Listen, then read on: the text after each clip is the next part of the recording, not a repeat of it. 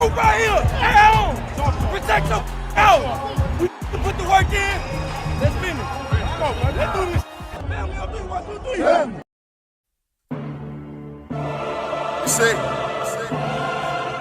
we dream chase, cause that's all we was given to start with. Then we realized the dream was obtainable. Now look at us.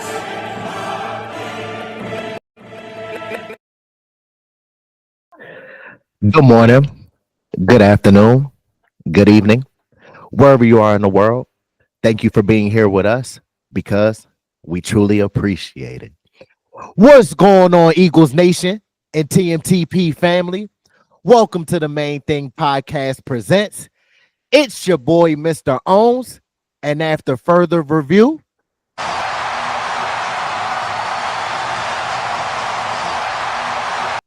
the call stands. I'm still official with no stripes. What's going on, Eagles Nation? This is your man, Big Huss, the one you trust, bringing you all your Philadelphia Eagles latest.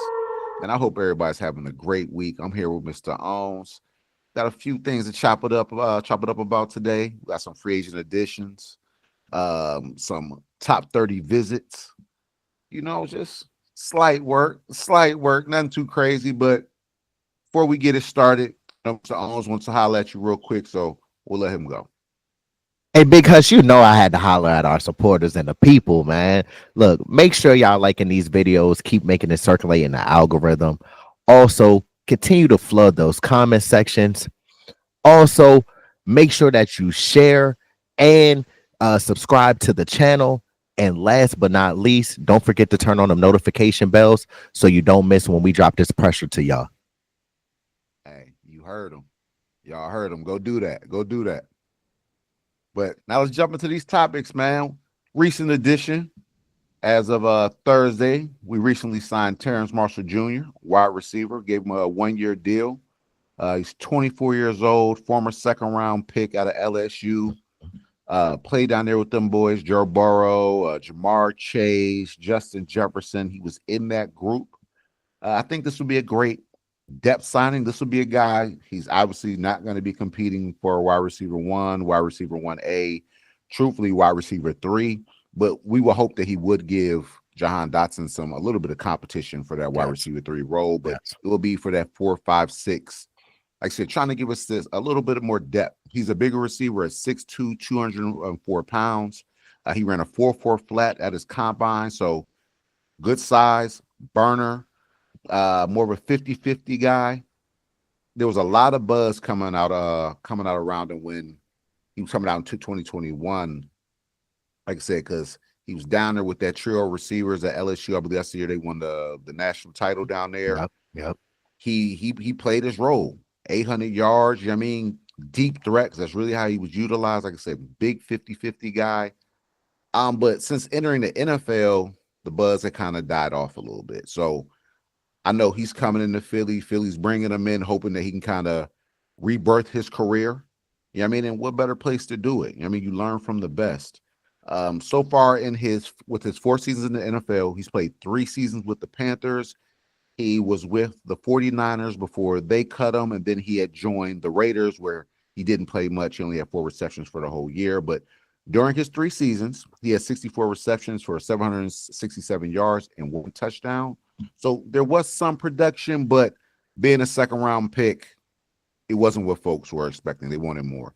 So hopefully he can come into this situation, like I said, kind of compete for those backup roles, give a Nice Smith, you know what I mean, some competition, Johnny Wilson, some competition, you know what I mean, really push those guys and maybe make this a 53-man roster. We'll see. I think this is a good depth signing for what we have, also because he's only 24 years old. He's still young. It's not like this is an older guy. And when you look around and you see what the Eagles are doing, it's all about youth. It's the youth movement right now. So he's joining that fray, and we'll see how it goes. I think good depth signing, though, like I mentioned. Most definitely, because I think this is a great value pick for a free agent. Definitely, like you said, he's going to push the wide receiver 3 position. Also, you know that we invest a lot of resources into our player development. So as we know, older teams or not older teams that the players have previously played for, they don't have the type of player development that we have. So maybe they might not have been in the great situation with their prior team, or the scheme fit wasn't the perfect fit for them. But to bring them here into Philadelphia, you know what we usually do? We'll get a team that they're pushing that player out, and next thing you know, we'll bring them into the fold, show them how the culture is ran, show them how a true, real gold standard organization is run. And next thing you know, hey, you're either getting re-signed here back in Philadelphia, or you're getting a deal somewhere else to go play ball. But like you said, he's used to being a role player. He's used to being a wide receiver 3, being behind Jamar Chase and Justin Jefferson at LSU. So coming in here to the fold, it's the same thing like LSU.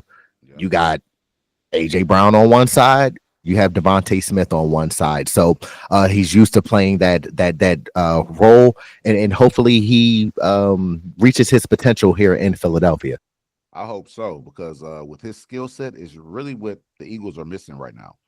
They need that bigger body, really deep threat guy who can stretch the middle. He's played inside and out, so he has that versatility. But like I said, he has to overcome a few things. But I think it's the right situation for him. What better place than Philly? Mm-hmm. And who doesn't want an option or the opportunity for better use of word to play for the Super Bowl champions? We just won the Super Bowl, so he's used to winning at LSU. Obviously, like you mentioned, he won the national championship down at LSU with them boys.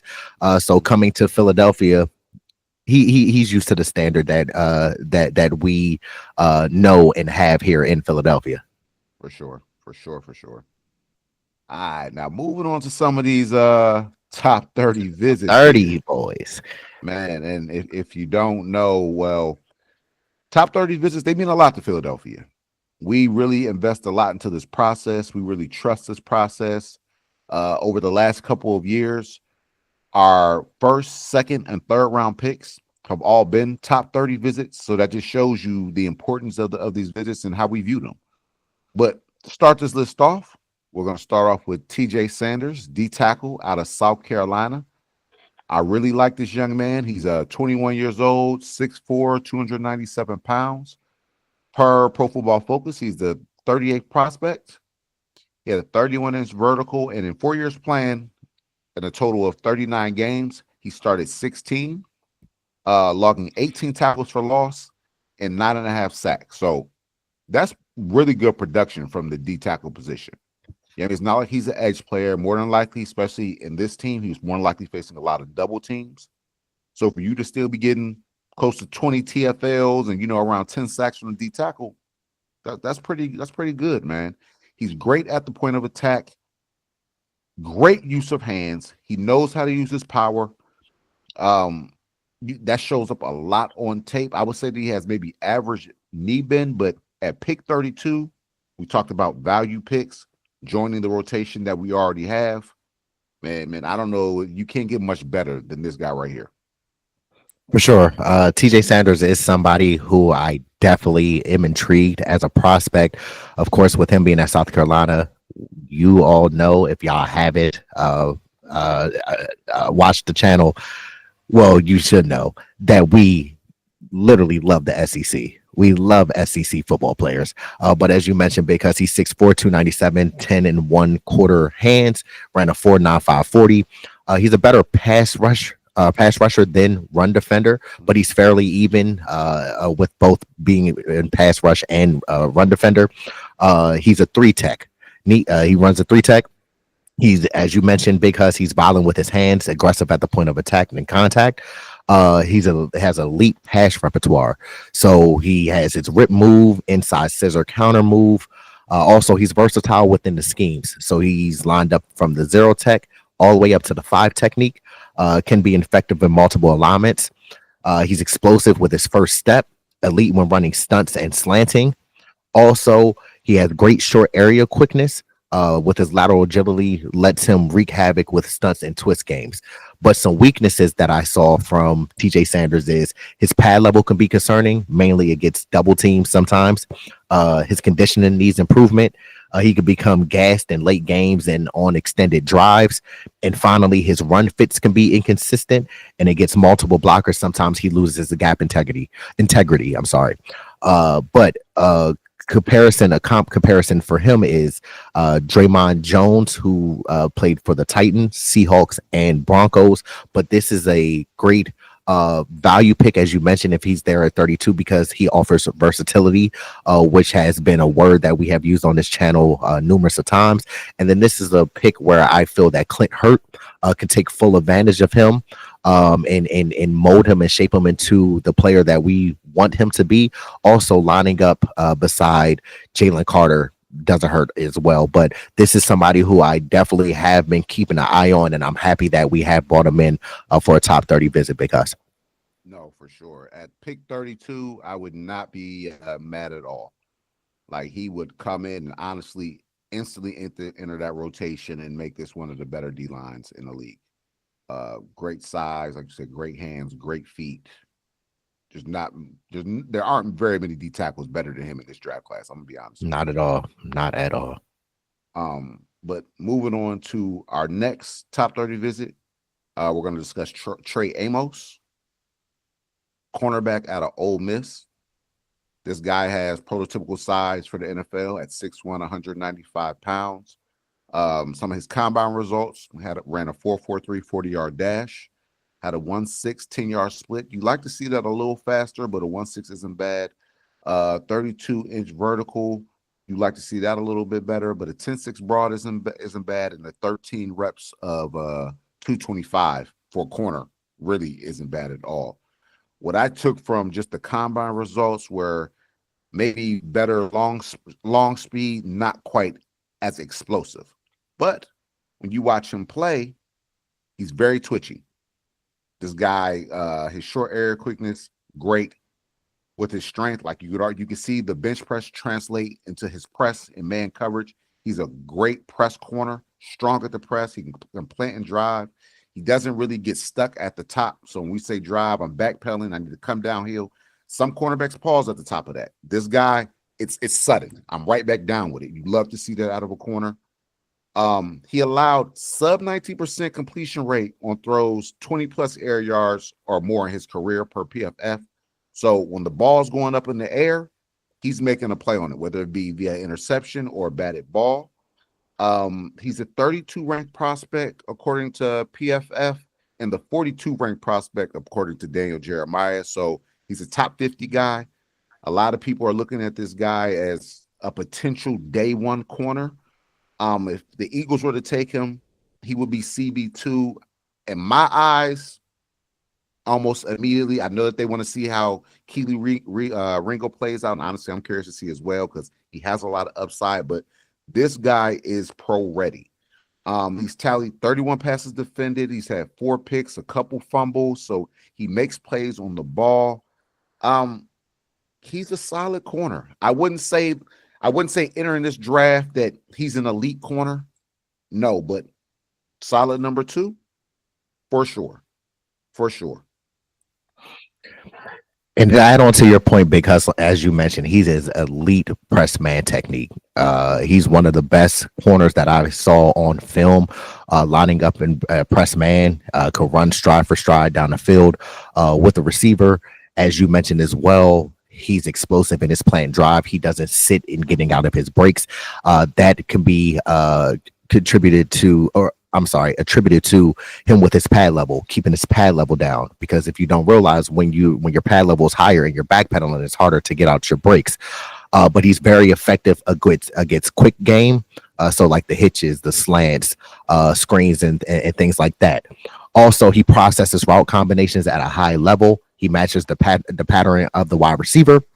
He's a willing tackler. As you mentioned before, Huss, he's 6'1", 195, so a prototypical size for an NFL corner. So he's not scared to stick his face in there and hit the ball carrier. And then finally, for some pros that I saw out of Trey Amos is he has elite ball skills. So he attacks the football at the catch point and can run with the vertical routes, as I mentioned before. Now, some weaknesses can be he can become a bit too handsy down the field when he loses his positioning or leverage. And also he can be susceptible against double moves, causing him to become flat-footed, especially when the quarterback sells the initial break. So what I mean by when the quarterback sells the initial break is if a receiver is running an out and up, that first out route, his eyes are locked on the quarterback, and that quarterback gives a little pump fake. He'll become susceptible to that and not realizing that he has to get his eyes back to the receiver going up vertically. So that's something that he has to work on, the eye discipline. But that's something that if you get with the right coach, Christian Parker, he can definitely help Trey Amos, because like you said, he has the physical gifts and tools, he has the speed to match up with the receivers in the NFL. But that is definitely a top 30 visit that I do like, and like as you mentioned, because he could come in and be a day one starter. As you mentioned, we don't know much about Kelee Ringo. We like Kelee Ringo and like his upside, but it's all the name of the game is competition. So it doesn't hurt to get others in that room to compete and put the best player on the field. Absolutely. And now his pro comp would be AJ Terrell, which isn't bad by any means. And it's weird that you say AJ Terrell because my pro comp for him was Trayvon Diggs. Okay. I like I think Trayvon might have better ball skills than this dude though. Trayvon has elite boss. Nah, I like that though. So going on to our next top 30 visit, we're going to talk about Jalen Reed out of Penn State, safety. I actually like this guy too. 22 years old, 6 foot, 211 pounds. Once again, ideal size for a safety. His combine results, he ran a 4.49, which is solid for a safety. 1.51 split on his 10-yard, which is really good. 33-inch vertical, 19 bench reps of 225, so he's strong. This guy, he was not going to be a day one guy. And honestly, when you look at the list, you're going to see a lot of more so day 2, day 3 guys for real. This could be leaning towards Eagles maybe trading out of that 32 position. We'll see, but you'll see that's kind of the thing. But day 2, day 3 pick guy, started 29 games over the past 2 seasons, tallying up 181 tackles, 13 tackles for loss, 7 pass breakups. He had 5 interceptions, 3.5 sacks, and a forced fumble. Per John Mullen, Reed is a versatile player who's filled the lion role at Penn State, essentially a hybrid safety / linebacker before playing more of a coverage safety after an injury happened to their high-level safety, Kevin Winston, who will also be coming out in this draft. They projected him to be a first-round talent. So he kind of shifted positions, played more of the hybrid down around the line of scrimmage, flat nickel position. But he also showed the versatility to play that deep half or middle hook if needed to be. So I like this kid.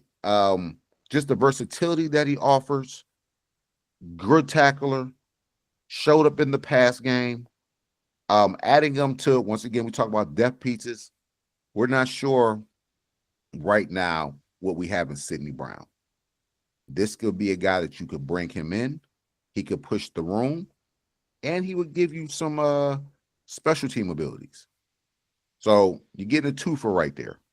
Solid pick. Definitely a solid pick because, as you said, versatility, that's what he offers and brings to the table. And that's what us as an organization, being the Philadelphia Eagles, really value. He is, to me, a better run defender than in pass coverage. He's more of a zone safety than man press.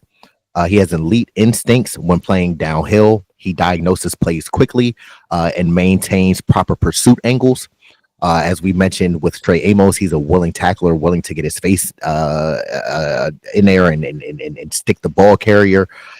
He's a versatile piece who can line up in multiple spots, as Big Huss has mentioned to you all.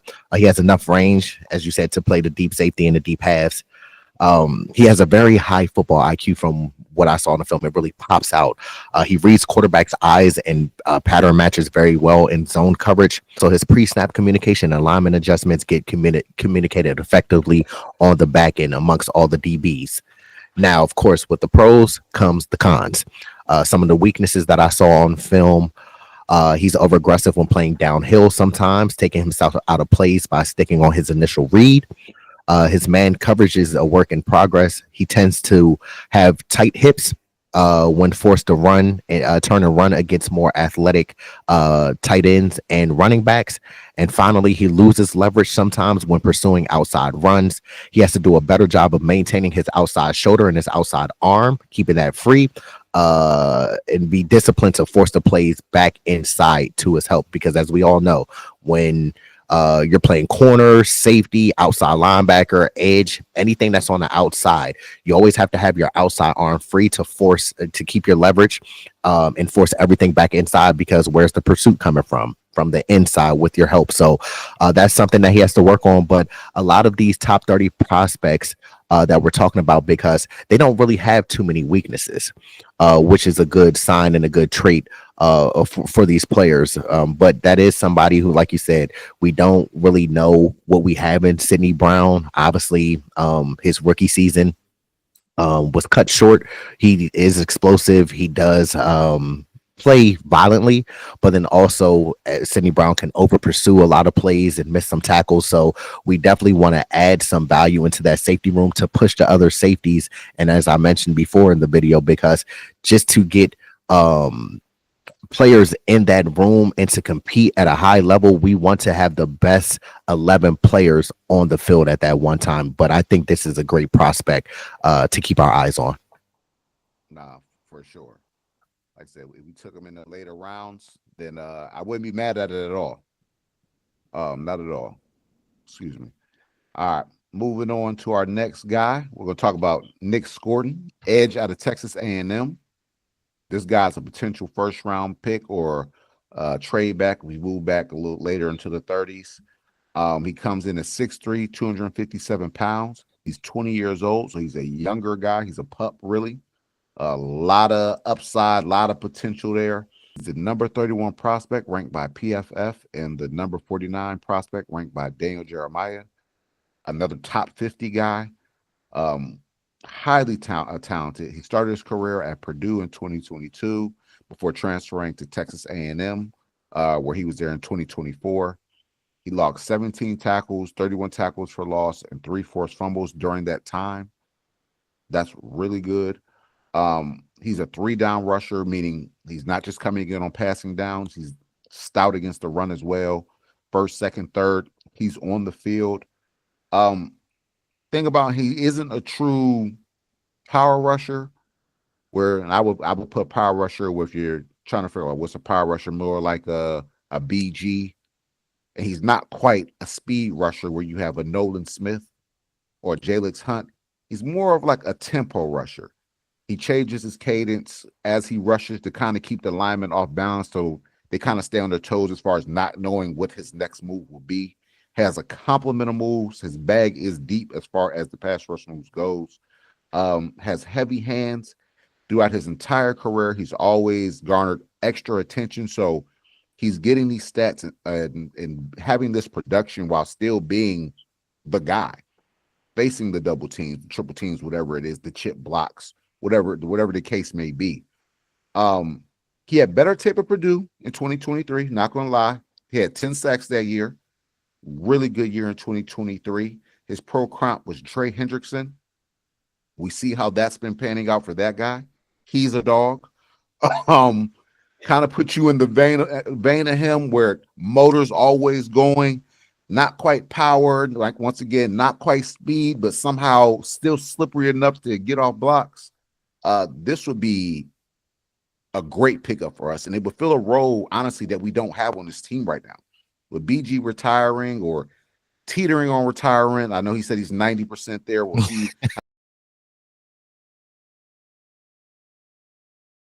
that other 10% goes or whatever.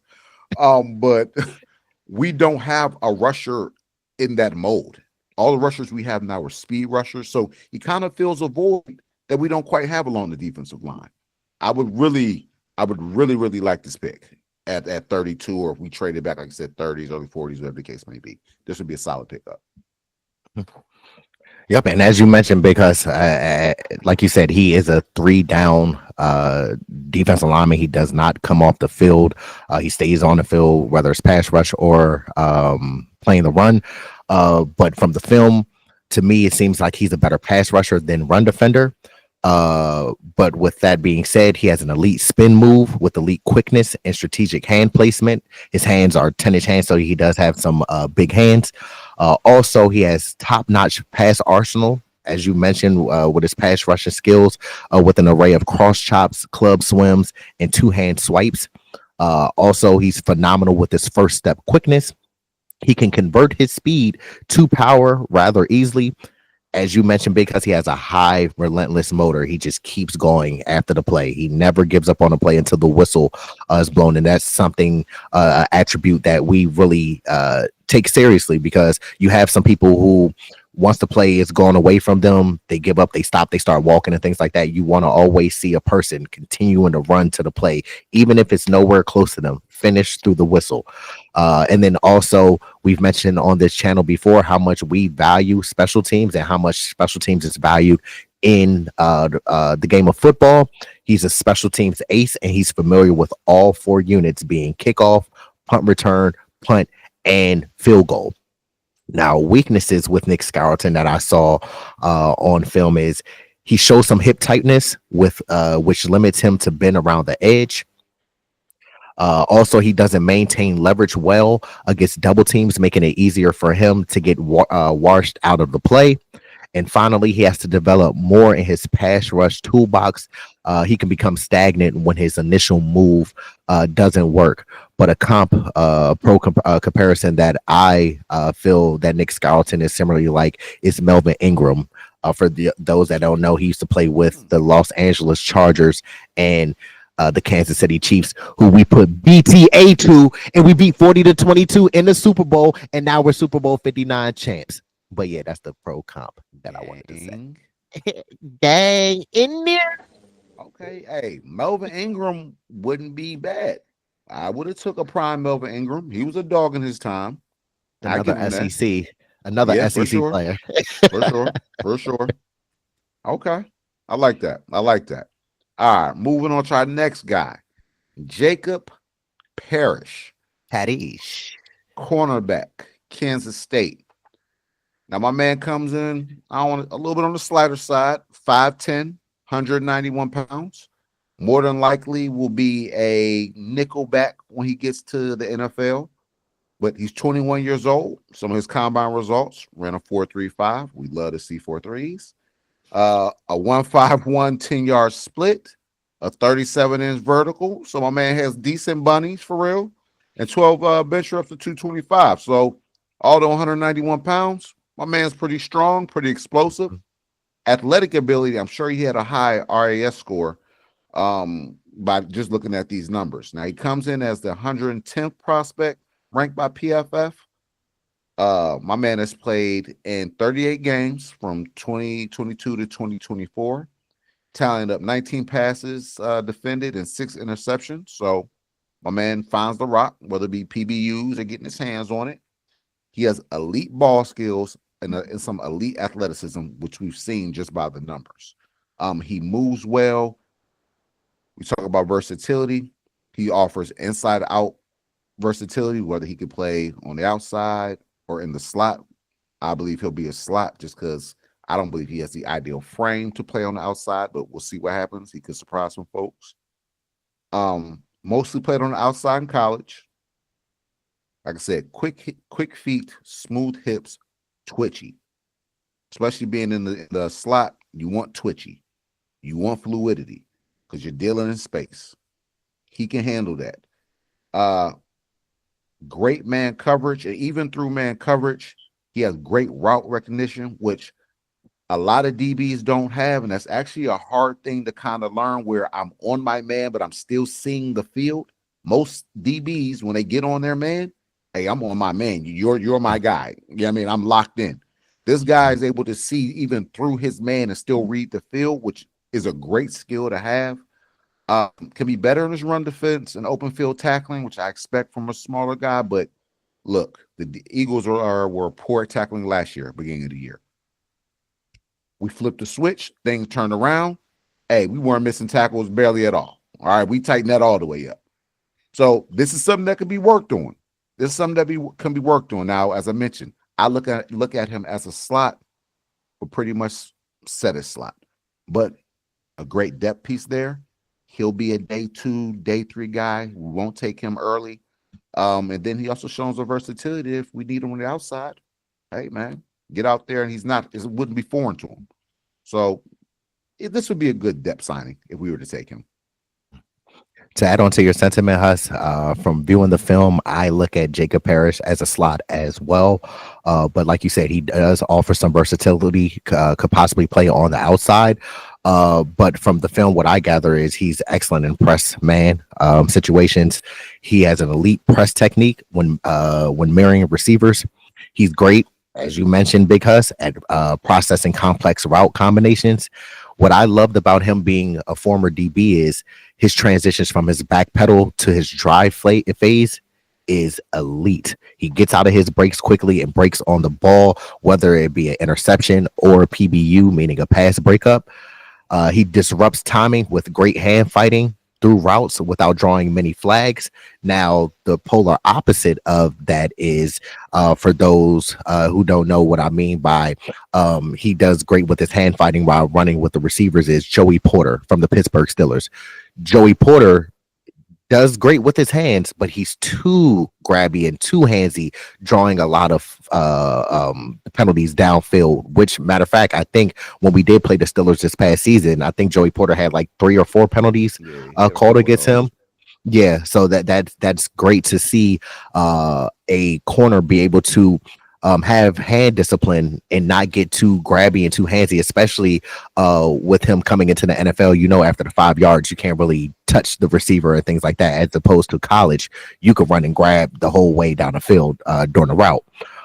He has elite spatial awareness in zone and understands coverage assignments and baits quarterbacks very well.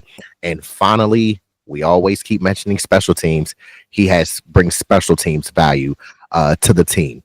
But also now some weaknesses with Jacob Parrish. Sometimes he commits to his initial read and leaving him vulnerable to double moves.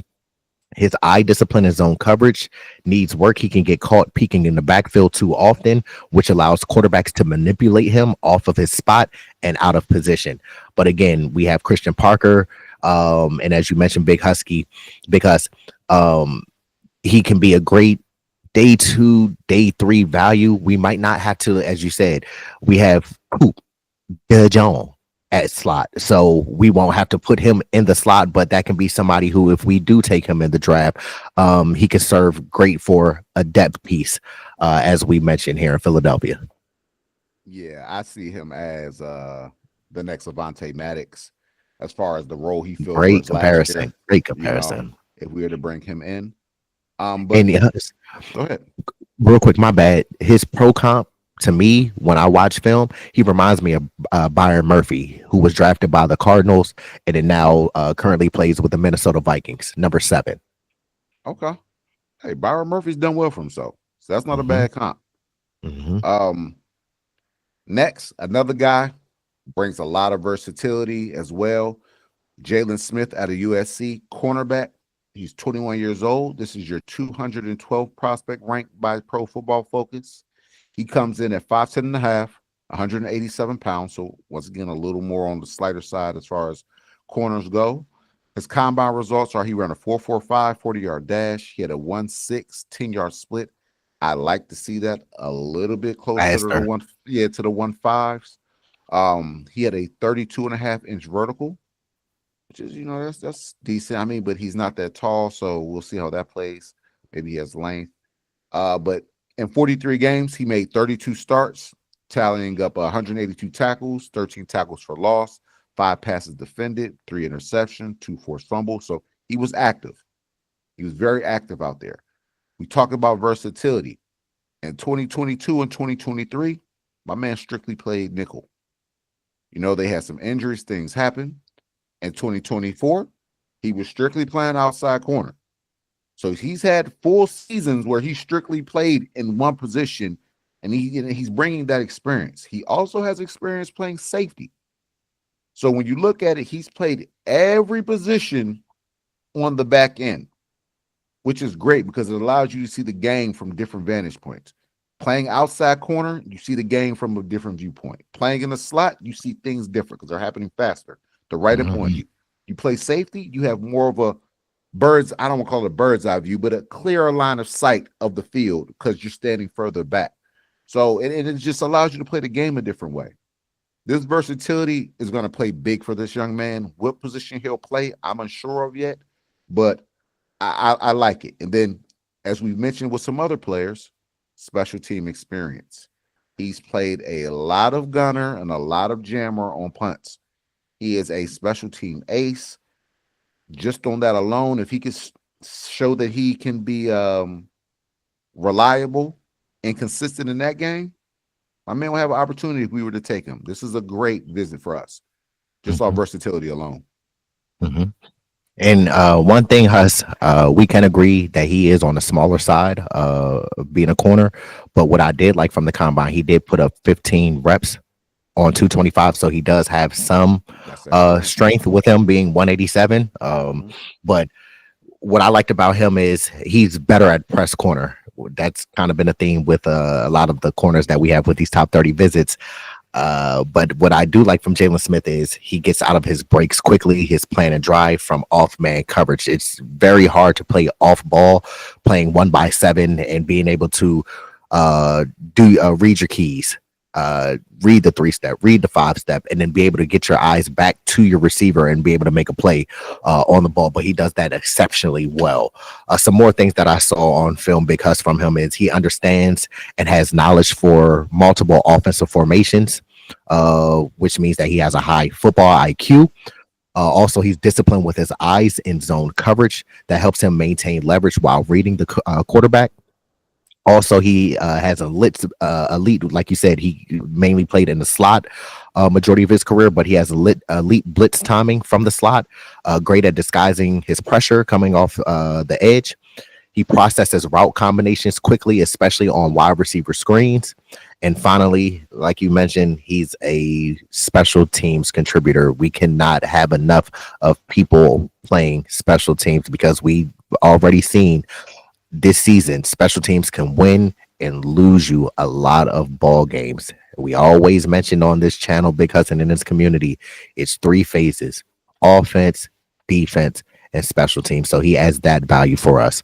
Now, some weaknesses that I saw on film with Jaylon Smith is he has limited ball production in college. So I wonder if he has the ability to generate turnovers because, you know, our DBs, we forced a lot of turnovers. Once we put Coop in the slot and then we had all of our defense gel together, we were forcing turnovers left and right. And the last weakness that I saw from Jaylon Smith is he can get caught peeking in the backfield too long against play action, causing him to be vulnerable and receivers to slip behind him. So that's something that we have to work on, the eye discipline. If we do draft him, luckily we have the Quinyons, the Coops, the Reeds, you see what I'm saying, Christian Parker, who can help him with the eye discipline, and then him just getting the feel of the game, he can shore that up and reach his potential at being cornerback. No, for sure. Honestly, any DB that we draft should be thankful that they're being put in this room, like you said, with the Van Jills and the Chris Parkers, for real, because you're going to get a whole bunch of knowledge that most aren't getting, and it's going to be elite knowledge. So yeah, but I agree with you. Yeah, him getting in that room would do wonders for him. Yes, sir. But next guy going to be Tyler Barron, edge out of Miami, the U. Coming in at 6'5", 258 pounds. His combine results, he ran a 4.62, which is great. Had a 1.61 10-yard split, which is also great, especially being at that size. 33.5-inch vert, solid.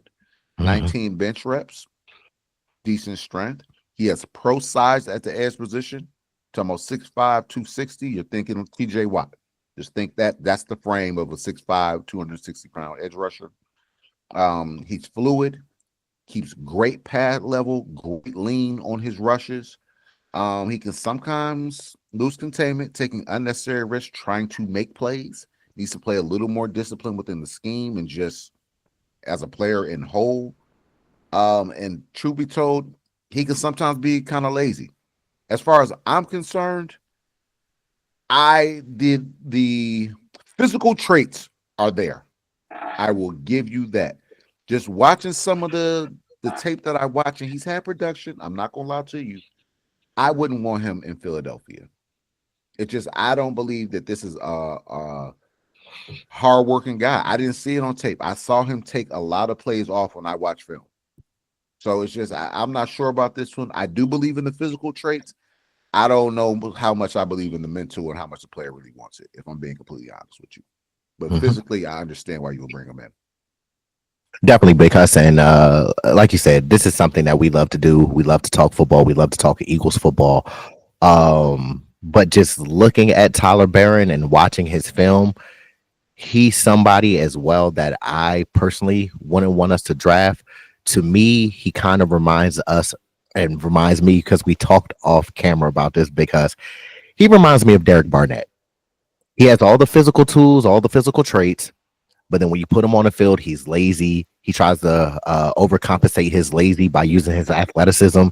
But look, that might work in college because you're bigger, faster, and stronger than your opponent. But when you get in the NFL, everybody is same size, young boy. Like, everybody is basically the same size as you, and you're going to be going against more physical and nastier offensive linemen. So this is somebody who I personally wouldn't want us to draft, but of course, we're going to do our job no matter what. If we don't like the prospect, if we like the prospect, we're going to give our supporters what they deserve. So with Tyler Baron, he is a versatile defensive lineman. He has great initial bursts off the snap. He has elite hand fighting and wins at the initial contact point. And has a great understanding of blocking schemes, which allows him to rarely get trapped inside on misdirection plays, all while maintaining gap integrity against zone concepts. Now to the weaknesses. Y'all notice that I only had like 2 or 3 pros, right? All right, so to the weaknesses. Here we go. Doesn't have great hip mobility, making it limited for him to bend the edge, and makes him create rounded pass arcs. So what we're meaning is, when you bend the edge, you want to go on an angle towards the quarterback. He bows out more, which causes him to get pushed out of the play and makes it harder for him to converge and what's it called, chase down the quarterback and get those sacks. He's not a great tackler in the open field against shiftier ball carriers. So that's something that we take pride in, being able to make the open field tackles, because if you miss that open field tackle and it's one person over there, that's the difference between picking up a first down or potentially the offense scoring a touchdown and you're not getting off the field. So that's something that I saw a lot on film, where he's just missing tackles in the open field. And then another thing that's concerning to me about Tyler Baron is his age. He will be 24 years old when he enters the NFL.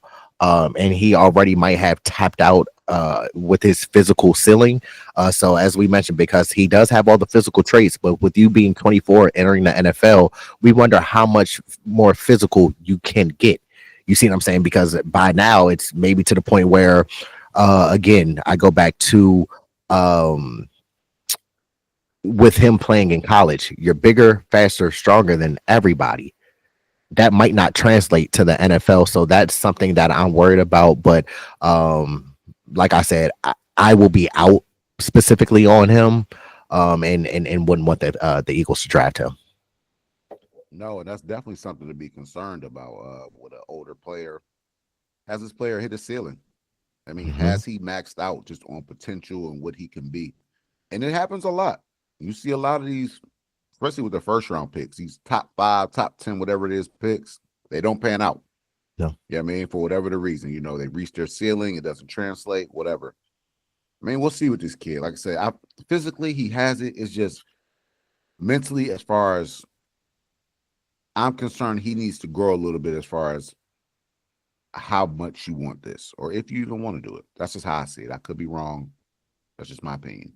Hey, Huss, we don't have no time for maybe he can grow. Here in Philadelphia, we expect excellence. We have a standard. And if you're if you have that laziness and all that, you saw what we did with Derek Barnett. It's always effing him.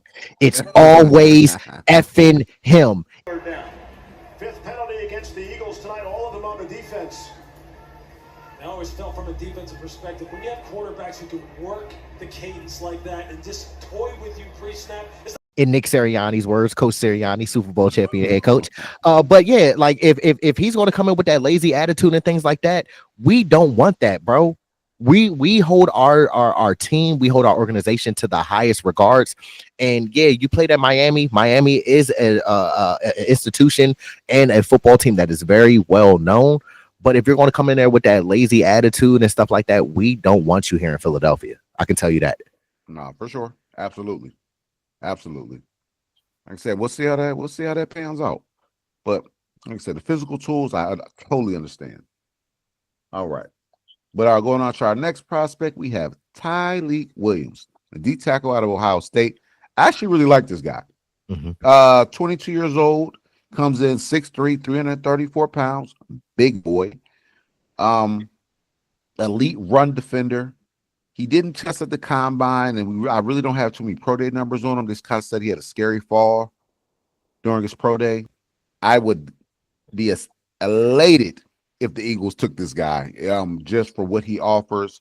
During his 4-year career at Ohio State, he had 136 total tackles, 28 TFLs, which is elite, 11.5 sacks, 10 pass deflections, and 1 forced fumble. He made all Big Ten each of his 4 years at Ohio State. So he's had great production since the time he stepped on the field here. Solidly built, as you can see, at 334 pounds. My man is stout. Does a great job moving laterally on stretch plays, not losing gap integrity. So as teams are trying to run those outside zones, he doesn't get pinned in or pinned out. He's able to keep his leverage and his gap, like I said, his gap integrity. He has great quickness for a guy of this size. Like that's elite athleticism. Like I already mentioned, better versus the run than the pass. Still has some pass rush moves, but definitely a better run defender. He would be a day 2 pick. His pro comp was Aleem McNeil. Played D tackle sometime with the Lions. That was a great pro comp for him. Can sometimes lose his pad level though and get a little too high at the point. I think that's just with him being a bigger guy. Oh. You know what I'm saying? Look, we had the same problems with Jordan Davis, if you want to be completely honest.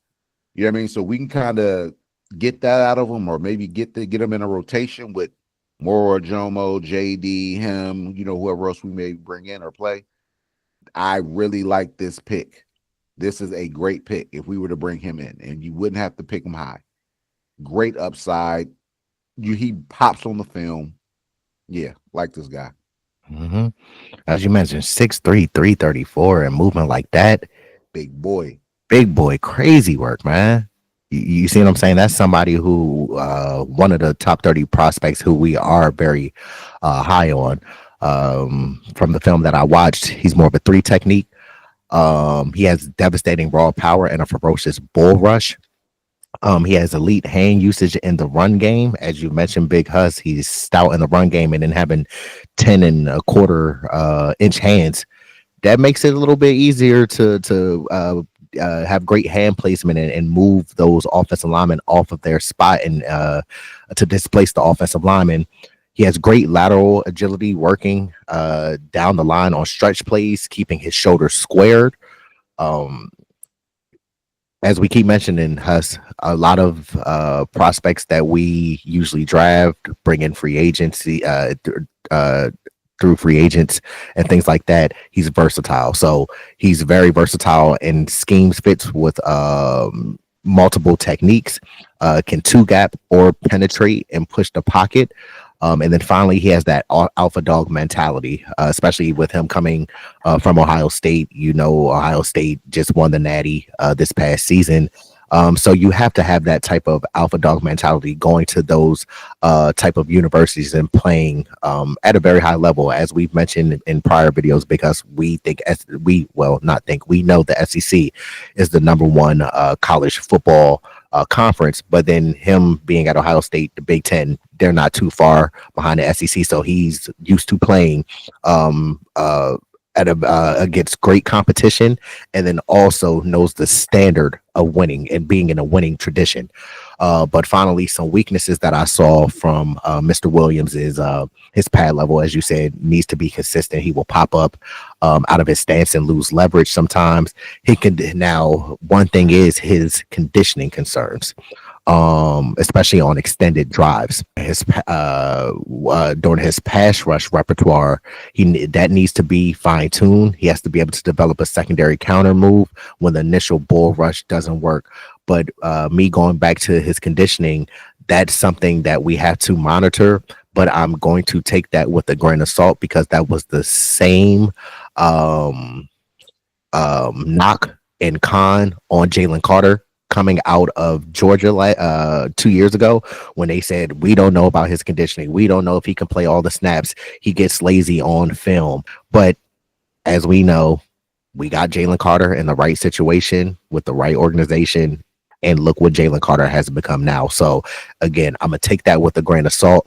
But Tyleik Williams has all the tangibles, has the physical gifts and the makeup to become a dominant defensive tackle, especially if you're lining up beside Jalen Carter. For sure. Like I said, that room, you throw him in the mix. Yeah. It can get real spooky, bro. It could get real spooky in that room. real spooky in that room. And now, per Anthony DeBona, the Eagles have met with Boise State edge Ahmed Hassanin multiple times per source. Brother, I hope I didn't butcher your last name. I tried my best. Now, Ahmed comes in from Boise State. He's 6'2", 267 pounds, stoutly built. If drafted, and when he's drafted, I pray he does, he will be the first player ever drafted from Egypt. That'd be a great accomplishment. That's dope. Yeah, for him and his country, for real, his homeland. Mm-hmm. So that'd be dope. Now, he didn't start playing football until 2019. He's a late bloomer. He only played 2 years of high school football, then a couple years at Boise State. So still learning the game. Young, but you put him with this coaching staff, Clinton, Vic, and everybody else, this kid might turn into something. His combine results at 267 pounds, he ran a 4.77, had a 117-yard split, a 32.5-inch vert, 27 bench reps. The boy is strong, right? He's a two-time first-team All-Mountain West. So even with him still learning the game on the run, he's being productive. His last two seasons, this has been 2023 and 2024, he had a total of 22 sacks and 32 TFLs. The guy shows up. He's a high motor guy, hard worker, like I said, productive, and he's only been playing football now, let's say around 5 years. You know, when most have been playing since they were 5. you know, so the upside is very much there. More of a power rusher at this point, which I mentioned earlier with one of our previous top 30 prospects. We don't really have a power rusher from the edge right now. It's a lot of guys who are hovering around that 250 or so mark, more speed rushers. He would offer a little something different. Now, he needs to develop as a pass rusher. This kid is in no way a finished product. Okay, but the upside is clearly there because he's already shown that he could do it on a high stage, on a big stage. You talk about Boise State is 1A football. All right, they've been around for a long time, sending players to the league. One of my good friends from back home went to Boise State and onto the league. So, excuse me. I like this kid. He would be a day 2, more so day 3 pickup. But for what he offers, this could be a very sneaky signing if we were to bring him on. And now, Huss, I know we're going to do our due diligence, and I know the Eagles are going to do their due diligence and their homework on this prospect.